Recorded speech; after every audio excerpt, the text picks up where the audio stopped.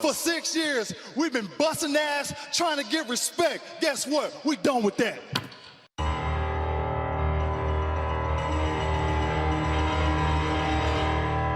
Welcome to episode 3 of the Glorious Wrestling Podcast. It wasn't the most eventful week in wrestling, but that's a story in itself. We're a few days away from the Backlash pay-per-view, the first SmackDown exclusive pay-per-view, and today we'll go over the full card and give our full predictions and analysis. Then we'll be going into the PWI Top 500 came out this week. Roman Reigns was number 1 of that, and we're going to give our own wrestling awards for 2016 this week. So stay tuned for that. That's going to be a big thing. My name's Nick Negropontis, and as always, I am joined by the Adam Pacitti to my Adam Blompier. Dem, are you ready? Nick, I'm ready to show all the other podcasts that they are SAWFT. Soft. We didn't plan that, by the way. That was just, mental connectivity. Anyway, let's get into the most important thing that happened this week. And that was the Usos turning heel, probably for the first time ever. I don't know if they've ever been heels before. Can't remember. No, I don't think anyone can. The Usos have been stale for quite a long time. We know how good they are in the ring. We've seen them have Match of the Year candidates in the past. And now they're going to turn heel, and who knows where this will lead from here. What did you make of it when you saw it? I loved it. It suits them. They're naturally charismatic guys, and I know it hasn't been able to be shown on WWE television. We see it on Up, Down, Down. Just when they're talking on Talking Smack as well, we've been able to see glimpses of it. They're suited to that role really well, I thought. Yeah, I agree. I think the whole idea of turning them heel because the fans turned on them when they were paired with Roman, I think that's really smart too. They're not forgetting what happened 2 months ago, which has been the WWE style to just pretend things that happened a week ago never happened. Yep. I honestly thought it was the best segment of the week. I watched SmackDown on delay.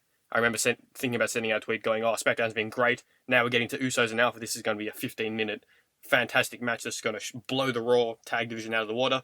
And then it ended, 20 seconds in. And I felt disappointed to the point where I was so annoyed I didn't see the heel turn coming. So when it happened, it genuinely got me. It genuinely shocked me. And then them taking out Gable and taking American Alpha out of Backlash, I think that's just fantastic booking all around. It is, and it's surprising to see just how quickly you've seen the booking change and the way they're approaching things. That's a move no one saw coming. Not only the heel turn, but taking American Alpha out of Backlash, as you said, that's genius booking. That's how much heat does that get on the Usos first, and how good does it get the feud going for inevitably when the Usos will probably win the titles. Yeah, I think. Agreed. And when Alpha come back, that feud's going to be amazing. Well, it's the feud that's going to carry the tag team division. It was always, when you saw the SmackDown tag team division, you saw, okay, Usos and Alpha. They're the top two teams. It had to be, as predicted. Yeah. If you want to take some credit for that now, go for it. They're obviously going to beat the Hype Bros, or the Hype Brothers, as Daniel Bryan calls them. I called them that last week, and you lambasted me. And Brian covered you. I was wondering where I'd heard that before. I thought Brian had just done it before, but it was you. Slater and Rhino, the Slater journey is nowhere near completed yet. We'll get more into the Backlash card later on, so we won't go too deep into that. But I think it's just a fantastic move to turn the Usos heel.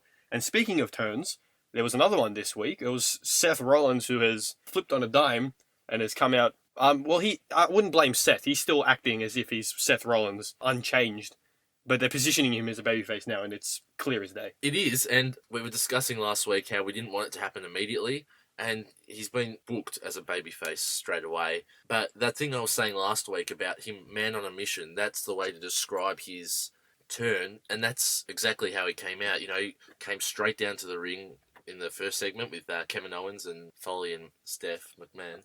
Just seeing that sort of fire in him, seeing that, and then he sort of, when he was against Jericho, he kind of, put his hands up for the crowd, looking around the crowd. And, we all want to see Seth Rollins be babyface, and I think they've done it a bit too quickly where they've flipped it straight away, but, it's still really cool to see. They didn't really have a choice, to be honest. With Balor going out, they need a top face, and obviously Owens doesn't have a logical opponent for Clash of Champions, because we sent out a tweet, and you can follow us at GloriousWP, by the way, asking people who they thought Owens' first opponent would be.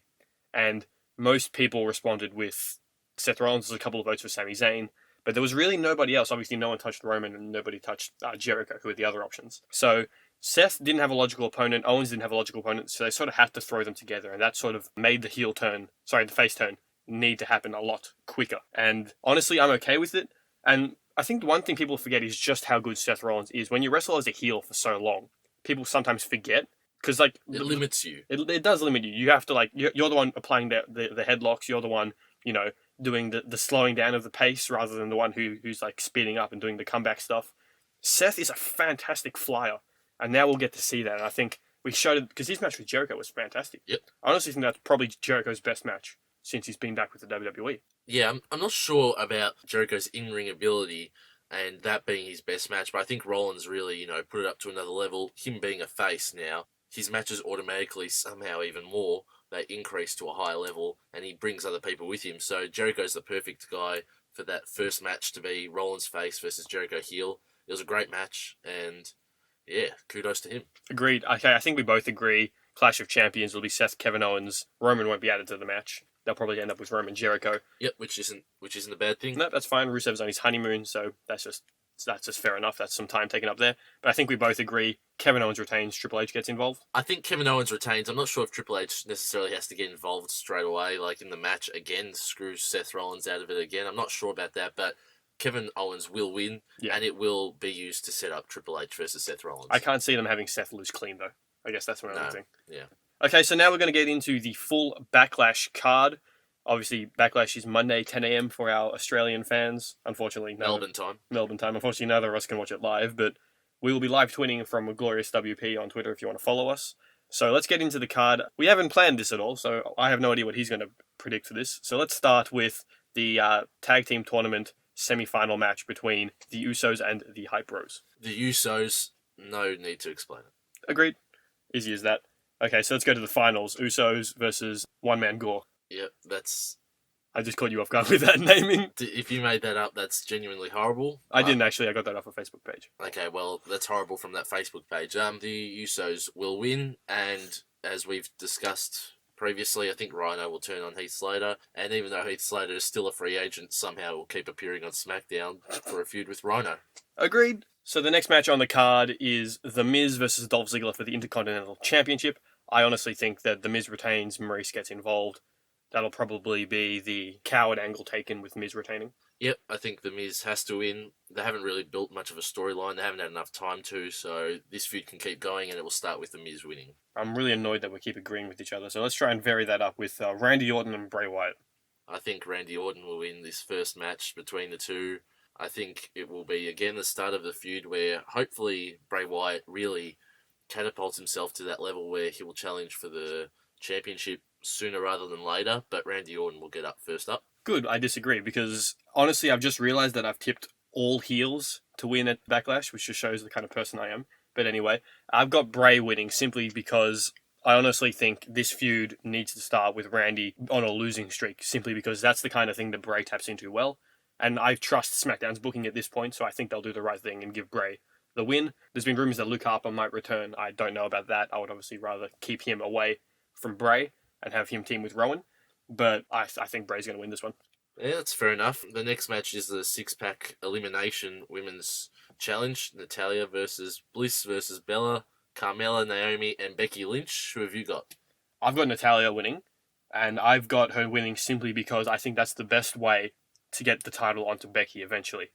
The whole thing behind this SmackDown Women's Division, and sorry if I rant here because I love women's wrestling a lot more than I love most other things. Natalya needs to win simply because Becky Lynch is the person who you have to build this entire division around.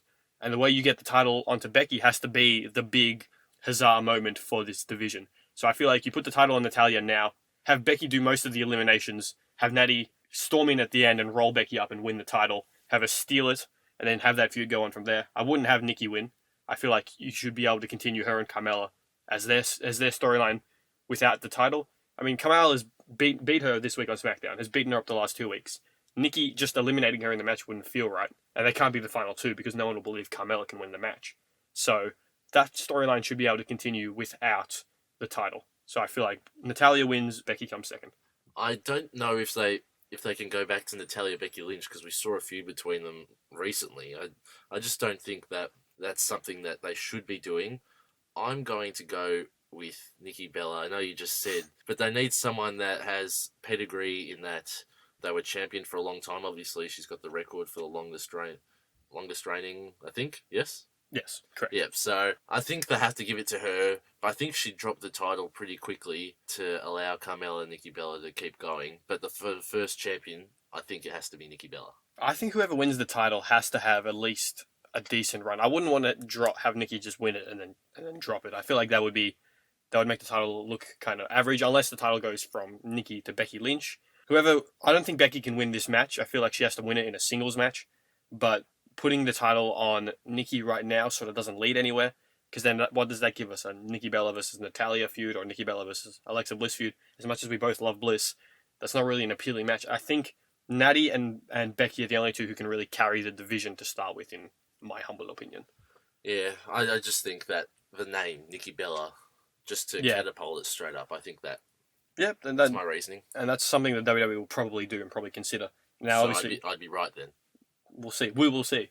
Now, time for the main event. Obviously, AJ Styles versus Dean Ambrose. I think we're both going to agree here again, unfortunately. The phenomenal one, AJ Styles. Agreed. AJ Styles is going to win. Ambrose will put up a good fight. It'll be a good match, hopefully. And AJ Styles is going to be the WWE champion. It wouldn't necessarily surprise to see them go with Ambrose, though, because they have pulled some swerves recently. I just think AJ needs to win. He's on such a good run. Yeah. His promo work's outstanding, and him and Ambrose can have a good feud on the mic as well as in the ring, so... AJ will never have this much momentum ever again if he loses to Dean Ambrose. The only way that it could possibly stay is if you have a double countout, but that would be a really dull way to end the pay-per-view. I think if you have Styles win, that's even better, because then you can have The Miz claiming that he's the only person who retained his title at Backlash. Even more ammunition for him. Exactly, and I think you have to put the title on Styles now, and then he holds it until WrestleMania, to be honest. Yep. Okay, so that's it for our opening segment. We're going to get into our awards for 2016 in a little bit. Just want to let you guys know that later in the week, we're going to do a full roster analysis for the women's division. Raw and SmackDown, every single person on the roster, where they are now, where they were 12 months ago, and where they will be at WrestleMania. So stay tuned for that. Probably later in the week, hopefully before Raw and SmackDown come out, we'll get that one up online. You can follow us on Twitter at GloriousWP. You can follow me at Twitter at NickNegroPontus. And me at DemP_9. Yep, and that brings us to our awards for 2016. We've decided to do this instead of Book City this week. We'll give that a rest for a week. That'll be back next week. So our thoughts are here. This is just based on 2016. And I think the best place to start, the best award to start with, just to give you a general idea of what we're going to do here, is the best pay-per-view of 2016. Dem, we found this one pretty hard, didn't we? Yeah, we had to go through a few of them. WWE hasn't put forward too many good pay-per-views this year, unfortunately. You know, there's been good patches in pay-per-views and memorable moments. I have gone with NXT TakeOver Dallas. Fair enough. Just before WrestleMania, obviously. The amount of new champions and memorable matches on the card, I just thought that was the best one. You? Yeah, well, Nakamura Zayn speaks for itself. I've gone with the Royal Rumble simply just because it was so bad. It's been so bad the last 3 years, and they delivered a fantastic Royal Rumble match. Owens and Ambrose, it was just a fantastic card. And honestly, I thought it was the best all-round pay-per-view of the year. Yep. So our next award, we're going to go into another big one, Match of the Year, Dem. Okay, well, following on from NXT TakeOver Dallas, I can't go past Nakamura versus Zayn. That was just an unbelievable match. That was just so memorable. It was the first time they hadn't really gone through anything, and I thought that was just so good. You? Oh, I'm going to go with AJ and Cena from SummerSlam. That was my second one. Yeah, they're the clear top two. I think I was going to go with Zayn Nakamura, but I felt simply the implications of AJ beating John Cena at SummerSlam clean in the middle of the ring, where Zayn Nakamura was more of a exhibition match. I just think the implications of Cena AJ puts that above. The next one on our list, most underrated wrestler on the roster. I'm going to go with Paige, simply because she hasn't been used at all this year. She had the final Women's Championship match of 2015 at TLC, and then has had absolutely nothing this year, and I guess that's probably partially why she's probably not going to return to the WWE. I had to toss up between a few here. I ended up going with the person that's won the last two, I think, on Meltzer's awards, Cesaro. Fair enough. He got close to the Intercontinental Championship. He was up there in the feuds, and then he's sort of just dropped off recently. Even though Sheamus Cesaro has been a good feud, I just think Cesaro's been underutilized, underrated, and hopefully in the near future he shifts across to SmackDown and has some success. Agreed. Okay, best heel. I went with Charlotte. Interesting. I can't go past Charlotte. I think The Miz was probably the other one, but Charlotte has been just a great heel. The crowds love to hate her Yeah. every single time. She's portrayed a heel really well, and it's helped boost the faces that she's gone against. Yep. Whether it's, I guess, Nikki Bella was a face for a bit there, and then there's Sasha Banks and all those sorts of things. I just think that she's been the most consistent performer. I didn't expect that answer, but that's totally fair enough. I'm going with The Miz simply because there's no one who can match him for a pure heel. Most overrated wrestler. I'm going for a bit of a controversial one here. I'm going Brock Lesnar. I don't think he's delivered a single good match this year. That triple threat match at Fastlane was good. I don't think he gets much credit for that, though, to be honest, if you go back and watch it. I don't think he's delivered a good match this year. I think he's been overhyped, and I don't think he cares enough anymore to deliver good matches. I really like that call. I consider it too. I like that you've gone with it. This is sort of going just a bit before 2016 as well, but obviously in the last calendar year, I've gone with Sheamus. He was given the championship not that long ago.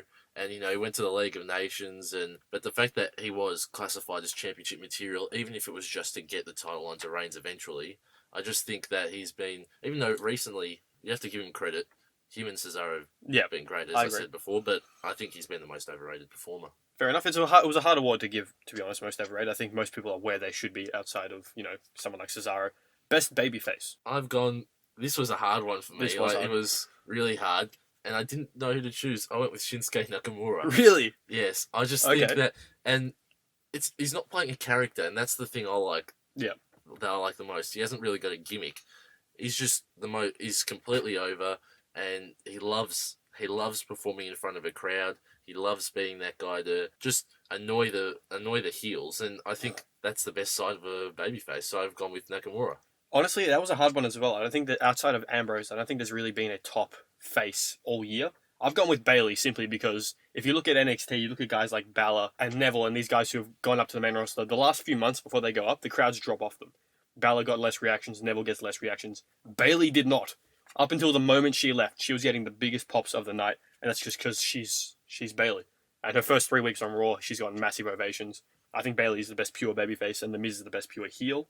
The next one, biggest surprise of 2016, Dem. Fancy it being only last week. I've gone with Triple H turning on Rollins and being part of Kevin Owens getting the title. Not so much Kevin Owens getting the title, but the way it was done. The way that Triple H came in, even though you could have probably picked it when Triple H was in the ring with Rollins and Kevin Owens at the same time. You probably had an inkling he was going to do it. But still, at the start of Raw, no way you thought that was going to happen. So credit where credit's due to the WWE. I thought that was the biggest surprise. I've gone with a non-kayfabe one. The success of AJ Styles in the WWE. To me, that I did not see him being the guaranteed WWE champion a week from now. When he came in, I thought he'd be an upper mid-carder. I thought he'd be a great Intercontinental champion. I mean, we know how good he is, but I just didn't see the WWE pushing him all the way there. We saw them strike him down at WrestleMania. Then he went into that amazing feud with Reigns, and now here he is. He's probably one of the most over people on the roster, if not the most over. My biggest surprise isn't changed to you saying that was your biggest surprise. I thought he was going to be a star straight away. It's AJ freaking Styles. But would the WWE allow him to be the star? That's what surprised me. Okay. Biggest disappointment of the year. My biggest disappointment of the year, following on from AJ Styles is actually Gallows and Anderson. And I won't go much into them because I know you want to talk about them later, but Gallows and Anderson, for me, they just haven't lived up to the hype and haven't been given the chance to live up to the hype. Don't like that call. I've gone with Del Rio. He came in as the United States champion. He looked like he was going to come in. He was, and even some of the crowd do chant C, but he's come in looking to be a main event player, and then he's just completely dropped off. Honestly, I can't say he disappointed me because I never expected anything from him to begin with. Feud of the year? Feud of the year, there are a couple. I've ended up going with AJ Styles, John Cena. Yeah, agreed. Just that's the match everyone wanted to see.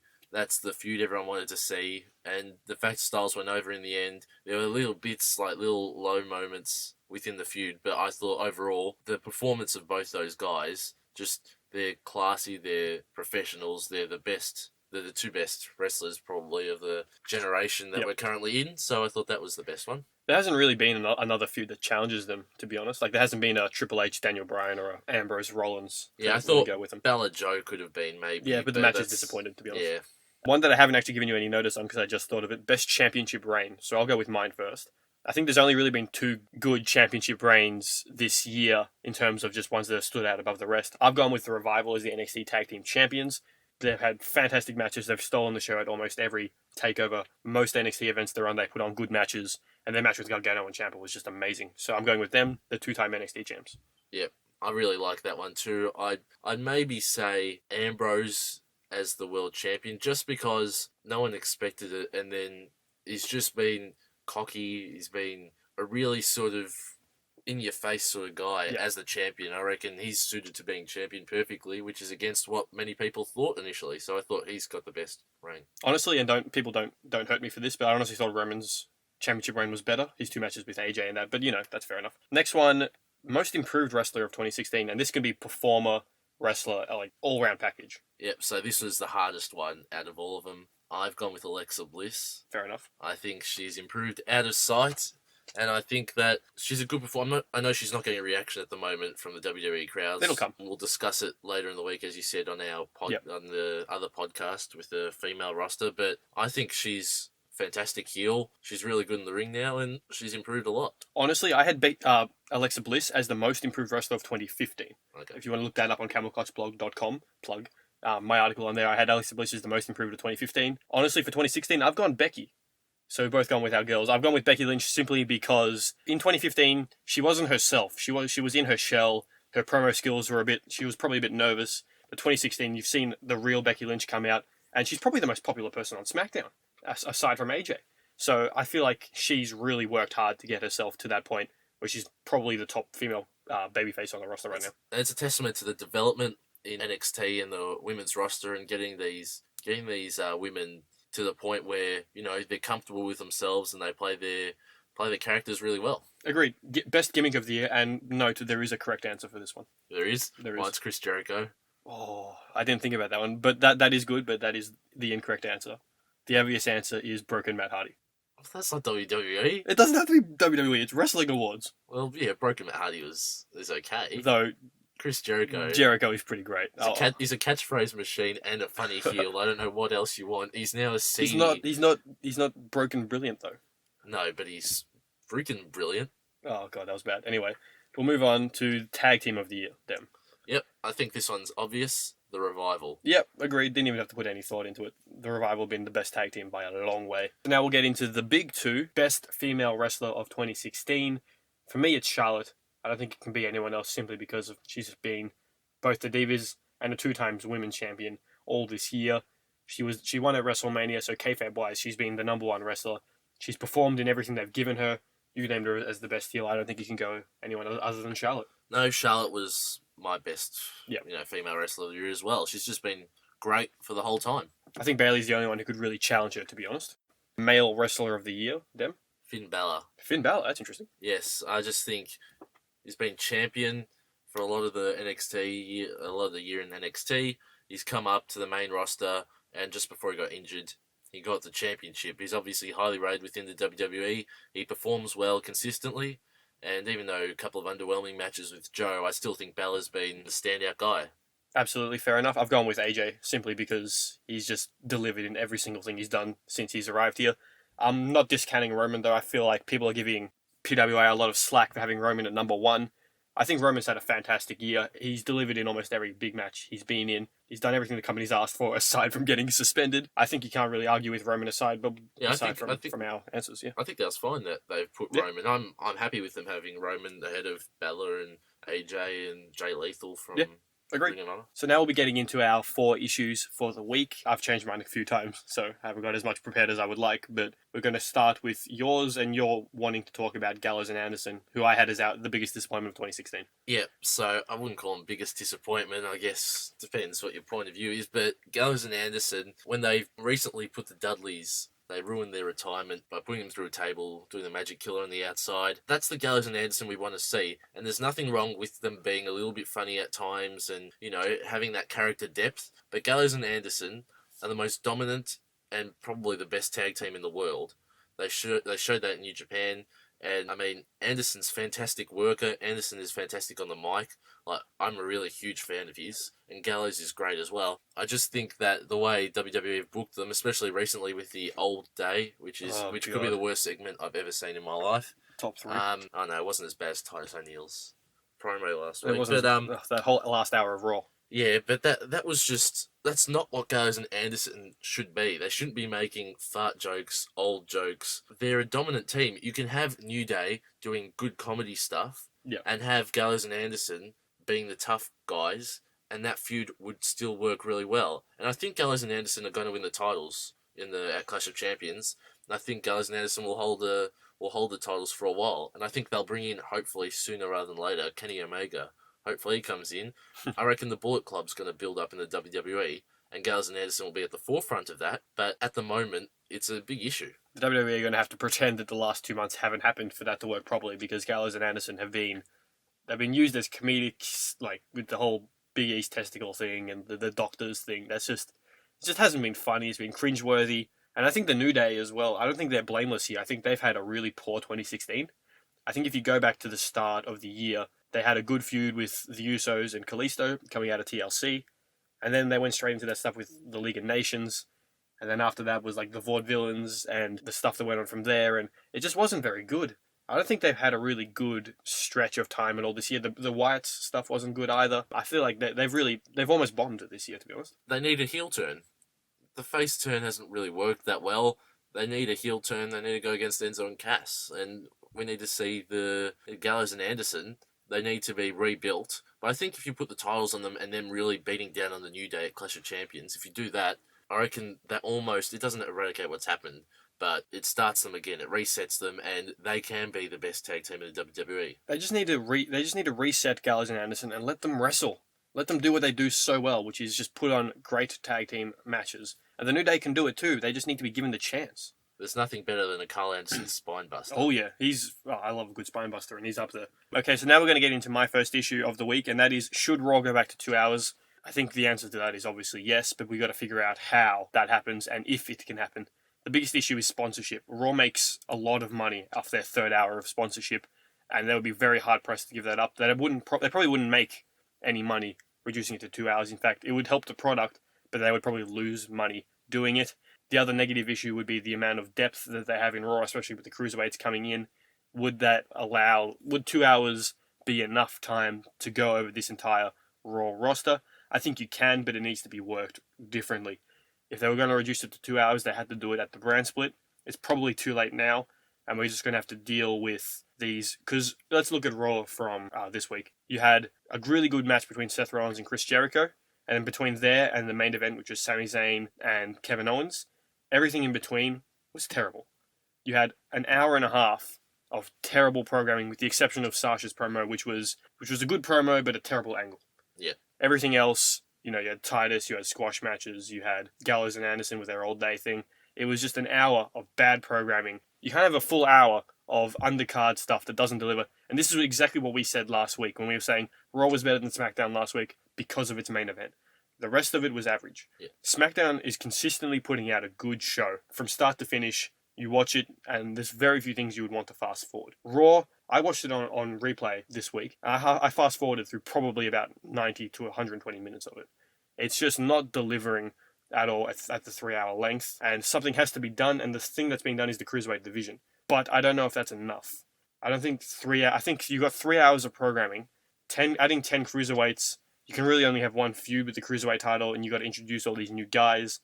But I don't think you can have what they have right now and succeed, especially with the women's division being so thin. It needed to be 2 hours, as you said, back at the split, because it is too late now. Yeah. 2 hours would fit it perfectly in terms of we'd get quality programming the whole time, but it's too late. There's too many people on the roster, and cutting it down to 2 hours now would have a detrimental effect on the superstars. Ultimately, it's a financially driven business. Yeah. And as much as we like the entertainment, as much as we talk about it, everyone talks about it on Twitter, everyone talks about it on Facebook, everyone loves it, analyzes it. Ultimately, it's a business. And the 3 hours fills their pockets. It makes up for the fact that WWE Network is still losing money. And it makes up for the fact that they can build these other services at a loss initially, and then it will benefit them in the future.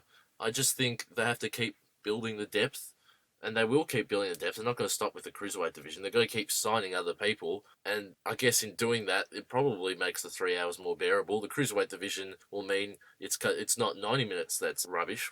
it's 60 minutes or it's 45 minutes, and they'll slowly get that going. The 2 hours of SmackDown is really good, but there aren't that many people on there. Like, as in, they're fulfilling the requirements that the superstars need on SmackDown, whereas on Raw, cutting it to 2 hours just doesn't work. I agree that it's an issue. The length of the program is an issue, but ultimately there's nothing they can do now except for building the depth even more. I think WWE have booked themselves into a corner with the success of NXT. It was never supposed to be this successful as a brand. And what's happened now is NXT has become the home of all the best indie wrestling in the world. And what it means is NXT has a lot of superstars in it all the time. When you call Shinsuke Nakamura and Samoa Joe up to the main roster, you'll probably see more high-profile names. Maybe you'll see a Ricochet or a Jay Lethal come into NXT. But what that means is you've got too many people on your roster. You've got more wrestlers than you know what to do with because you can't keep them in NXT forever. Eventually, they have to come up. And soon, you're going to have rosters with just simply too many people. And at the same time, you're going to have too many people, but you're not going to be able to fill 3 hours because it's going to be the same formula of show. You can't have Samoa Joe come up and then be him doing squash matches and him going into a mid-card feud because that's not where Samoa Joe deserves to be. No. But there's no other spot for him right now, so he has to stay in NXT. What it means is we're getting Titus O'Neil versus Darren Young. So the problem is the WWE have put themselves into this corner where they have too many wrestlers and they can't do anything with them. And that's leading to guys like, as we discussed last week with the NXT issues, they got guys like Joe and Balor who are in NXT for too long. They come up to the main roster, they get injured because their bodies are exhausted. So it's an issue, it's a long-term issue, and that's the kind of thing we like to focus on this podcast. So we'll see what happens because Raw is going to struggle at 3 hours. SmackDown is absolutely destroying it. Yeah, absolutely. And NXT is the best product WWE has to offer at the moment. So my second issue is about the legends of the WWE and how they're being used. We saw Mark Henry get a one-off match against Rusev for the title, which was just a squash match, really. Rusev just got to win pretty comfortably. Kane has had the last 2 weeks. What was it, the Milkman last week? And then Fandango's dancing lessons this week. Fandango without Tyler Breeze there. I mean, I want to see Fandango and Tyler Breeze pushed. But that was just a rubbish segment. That was the worst segment on SmackDown this week. Kane, it was a highlight seeing Kane do a little dance himself, a little Fandango finger pointing. But they need to give these guys one final feud where they put someone else over, and then that's it. Kane is a legend. Kane is, like, I love Kane, but you need him to go against maybe Baron Corbin. And then, like, Baron Corbin, let his profile be boosted by winning a feud against Kane. Mark Henry, you need him to, It's that sort of thing that needs to happen. You don't need them just little filler segments for 3 minutes where, hey, look, it's Kane. I forgot he was at the WWE. Oh, it's a comedy angle, or it's where he's choke slamming people for no reason. I just think that they deserve more respect, and WWE isn't really showing them respect because they don't have anything to do with them. Yeah, agreed. And I think I was actually genuinely surprised in that Kane segment that Baron Corbin didn't come out. I was waiting for him to come out, attack Kane from behind. I thought that was the whole point of the segment, but the segment ended up having no Set up purpose. a Baron Corbin Fandango. Baron Corbin Kane match, preferably. No? Well, tag team Baron Corbin Fandango. Because the Backlash card has 6 matches right now, and I always just assumed that the 7th match was going to be either Corbin Kane or Corbin Cruz with Kalisto injured. So I honestly thought that's what they were going to do. I think that Corbin Kane feud is inevitable. Kane will put him over, as you said. I think Big Show is probably another one of those legends that. Yeah, but it's Big Show versus Shaq, so. Yeah, but he's putting Shaquille O'Neal over. He'll have one feud in between then, and it'll be Strowman, obviously, and he'll put Strowman over. Yes. Henry, I don't know. Can Henry still go? I think that's the question. Has he? Because his match with Rusev was really slow. Yeah, he just needs something, though. These are guys that have been with the company for over a decade, well over a decade, and there's something they can do with Mark. Even if they put him in a tag team or something where he comes in like Rhino is. Rhino isn't wrestling a lot. Heath Slater's doing a lot of the work, and then Rhino comes in, cool, 1, 2, 3. Maybe he can put someone over like that. Who knows? But they need to do something with them. Maybe have Joe retire Henry. Have him actually retire, make Henry's final match. Maybe have Henry versus, I don't know, some mid-card heel. Henry wins, everyone's happy. He's like, yes, I won my retirement match. Out comes Joe, locks in that coquina clutch, and just, like, Henry has to be carried out on a stretcher. And then when we're sitting here next year with our awards, we'll have Samoa Joe as the best heel. Exactly. And Henry can do it in a pink suit or whatever. Yeah, He's already done the retirement speech, so exactly. He doesn't need to do that again. So yeah, I think that's a good point. My second issue is SmackDown's depth issues, and we've already talked about how the roster doesn't have a lot of depth. but the WWE has too many competitors, full stop, which is, again, is a weird issue to have, but the issue has been created because of the draft and the draft rules. It was really weird that Raw got 3 picks for every 2 SmackDown picks. That made sense in the first 2 or 3 rounds, so you can get a few extra people on Raw, because Raw is longer and Raw needs people to fill time. That's fair enough. But when you're getting into rounds 7 and 8, it means that SmackDown has 8 or 9 less wrestlers than Raw. And if you look at the SmackDown mid-card, what is the SmackDown mid-card? It's Baron Corbin, Apollo Crews, Kalisto, The Miz, Dolph Ziggler. Is that it? I think that's it. It's 5 people. Maybe Kane. So that's legitimately it. 6 wrestlers. Milkman? Milkman, 6.5. Kane's probably part-time. The Miz is the IC champion. And then you've got Ziggler, Corbin, Crews, Kalisto. Kalisto's injured. So you have 3. Because on top of that, Shelton Benjamin's not returning anytime soon. I just saw on Twitter, he literally just had surgery. You've got Del Rio, who's left the company, good riddance. But at the same time, the mid-card, there is nobody there. You saw... They're going to push Kurt Hawkins, aren't they? Oh, I hope not. Who cares? Like, I hope they use him in a Jinder Mahal style role. Why would you come back for that anyway? Ask Jinder. He did the same thing. Slater will go into that mid-card and hopefully they'll use him well. Eventually, Rhino's there as well. But there just isn't any depth. And you look at guys like Sami Zayn, who's being used to put over Rollins and then put over Owens, and he's not in any feud right now. You look at Cesaro and Sheamus, who are doing a good thing with that best of 7, and Raw certainly needs the time for them to be filling that. But you look at guys like, even someone like Jack Swagger, who nobody cares about and nobody will ever care about again. He should be on SmackDown, so he at least can put over Corbin. He can put over The Miz, so you don't have to have Crews dropping to Miz. Exactly. Like, I feel like that's where SmackDown needs an undercard. You have guys, like, the entire Cruiserweight division it's going to be 11 people. And you don't need 11 Cruiserweights in a division that already has Neville and Sin Cara. There's no reason to have Noam Dar, the Brian Kendrick, guys like that on Raw, when they could be filling important depth on SmackDown. You just have to look at main event, which is filmed before SmackDown and is supposed to be SmackDown roster guys. Jinder Mahal versus Jack Swagger was a match on this week's main event because SmackDown didn't have anybody else. I think they did a singles match between 2 tag team wrestlers before that as well. So there's no singles depth. And SmackDown right now is producing a brilliant product. No complaints about that there. But eventually it's going to catch up to it. It is, and I know you said Austin Aries should go to Raw last week. Someone like Austin Aries should go up to SmackDown. Ty Dillinger, those guys can be mid-carders easily. Then you have Jack Gallagher and Akira Tozawa. If they're going to join, I know the Cruiserweight division and all that, but they'd be perfect for SmackDown. Imagine them having matches. And you got Brian Kendrick, who has a natural tie to Daniel Bryan. Exactly. It just makes sense for him to go to SmackDown. And you can build the Cruiserweight division without the Brian Kendrick. You can have a Cruiserweight division that's a floating title between 2 brands, and that way it gives depth to SmackDown, and Raw doesn't need the 11 people, 12 people, as you said, because they've got to keep signing people. So you could have that happen. You could have a floating title, which would... I reckon that would excite people because they wouldn't know where the Cruiserweight title's going to come up next. They could have, the SmackDown couple of mid-carders fight versus the Raw mid-carders, and then it's a number 1 contenders match. There's options to do it. Whereas now, you're right, SmackDown doesn't have the depth to, in 2 months, SmackDown's just going to have the same people on every show over and over again, and the crowds will get restless. And the same will happen with the women's division, unfortunately, too. Yeah, exactly. And you don't want that. They need to keep signing people and put them on SmackDown. They need to put up Austin Aries to SmackDown. Yep. They need to put up Hideo Itami when he's ready to SmackDown. And then that's what I was saying earlier with the issue with them booking themselves into a corner with NXT. They can't do that because NXT is a touring party now and it needs to sell tickets. Like, I'm going to the NXT tour of Australia when they come here in December. And I was saying earlier, like, I want to see Austin Aries, I want to see Ty Dillinger, I want to see Nakamura and these guys. But at the same time, I want them on the main roster. And, like, I'm still going to go if they don't have them on the tour. But at the same time, they need these guys on SmackDown and they need these guys on Raw to fill Raw's awful third hour and to fill SmackDown's depth. And yet the problem here is they need these guys in NXT to sell tickets because that's what NXT is now. It's a touring brand. It's not a developmental brand anymore. Yep, and again, it's a business. They want the profits. I know you're going to NXT in particular to see Steve Cutler, one of your favourites. Main evented NXT tonight against Shinsuke Nakamura. My favourite thing about that was Cutler going, this Nakamura guy, he hasn't made sacrifices like I have. He's wrestled in Japan. Yeah, I've been here for 4 years. I've made all the sacrifices. Like, dude,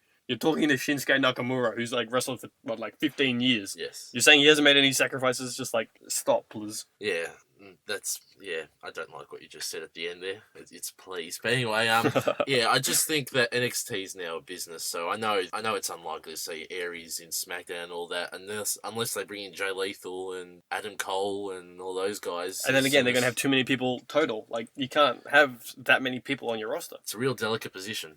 Okay, so we're going to wrap it up there, but before we do, the CWC, the Cruiserweight Classic, which has provided some amazing wrestling, I don't want it to end. We're down to the final 4. I just want to get quick predictions out of you. The first match is TJ Perkins taking on Kota Ibushi. Kota Ibushi, I think he will win. TJ Perkins didn't get the best reaction, No. You were saying, against Rich Swann. He's a heel, though. He's naturally a cocky heel, is the sort of guy I'd say TJP is. Yeah, but he wrestled it as a babyface. Yeah, no, I know, but he could be the heel against Kota Ibushi. I think everyone said at the start of the tournament it was going to be Zack Sabre Jr. against Kota Ibushi, so I'd say we have to keep going with that. Yeah, I completely agree, and I think it'll be Sabre Jr. beating Grand Metalik. I don't think there's any other option. Even though those two, Metalik and TJP, are signed with WWE and the other two are not. Yeah, that logic I don't get. I don't get why you have two guys who aren't signed winning the tournament, and the guys who are signed to you not in the final. Because they knew Sabre and Ibushi weren't going to sign well before the tournament started.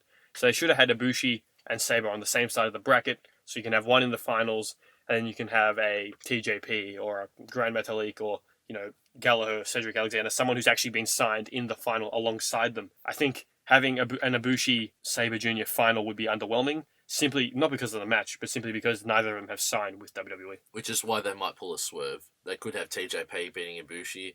I don't think they'll have Zack Sabre Jr. losing, even though I think he should be the one that's losing. Yeah, I can't see Ibushi losing either, though. I think they're just going to go with the Sabre, because they've already done the swerve with Gargano losing to TJP. Yeah. TJP, No, I know. What do you think of him? Like, he's beaten Swan, he's beaten Gargano, two guys who most of the crowd probably didn't want him to beat. Do you think he's worth being rated that high? I think he's very good. I think he is. He was in TNA for a bit. He's worked really hard. He's really good in the ring, and I think that's the important part. I mean, Swan's entertaining, Gargano, they're all really good wrestlers, but I think it's a push. It's a good initial push for TJP, because I think Rich Swann and Johnny Gargano would be popular anyway, whereas I don't think TJP would. So getting this, even if he's a heel in WWE or whatever, I think it's important for him to get that initial push. Okay, and we're going to wrap it up there for this week's Glorious Wrestling Podcast, Episode 3. Before we finish, remember we're going to be putting out our full women's roster analysis, rankings, and where they are now, where they were a year ago, where they'll be in a year's time. A full analysis, Raw, SmackDown, the entire brand. We're going to go through each woman individually, give them the time they deserve. So stay tuned for that later in the week. No, thanks, Nick. Okay, now you can enjoy your sushi. But before you leave, give me your Twitter so we can plug your damn Twitter. At DemP_9, at DemP_9. And follow him if you want some real weird tweets. Anyway, follow me at Nick Negropontus. And follow the channel, and most importantly, don't follow us, just follow the channel at GloriousWP. And follow Big E on Twitter at WWE Big E. But don't follow him. That's a great up, down reference. So we're going to leave it there for this episode of the Glorious Wrestling Podcast. See you in a few days for episode 4. Thank you.